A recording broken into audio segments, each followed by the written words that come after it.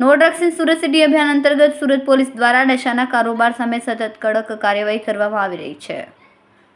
Surat SOG police દ્વારા વર્ષ 2025 અને 26 દરમિયાન નાર્કોટિક્સ મામલામાં મોટી સફળતા હાંસલ કરવામાં આવી છે.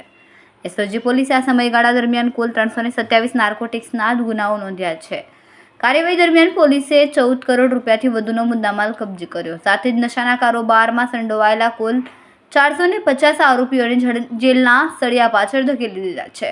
ઉપરાંત એસઓજી પોલીસે 140થી વધુ નાર્કોટિક્સના કેસમાં ઝડપાયેલા આરોપીને બોલાવીને ઇન્ટ્રોગેશન પણ કર્યું. પોલીસ દ્વારા આવા આરોપીઓના ડોઝિયર ખોલી ભવિષ્યમાં ફરી નશાની પ્રવૃત્તિમાં સામેલ નહીં થવા કડક ચેતવણી આપવામાં આવી.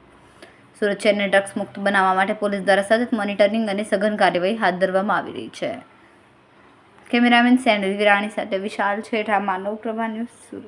અમારા વિડિયોની નવી અપડેટ મેળવવા માટે સબસ્ક્રાઇબ કરો માનવ પ્રભા ન્યૂઝ ચેનલને. બેલ આઇકન ક્લિક કરો લેટેસ્ટ વિડિયો સૌથી પહેલા મેળવવા માટે.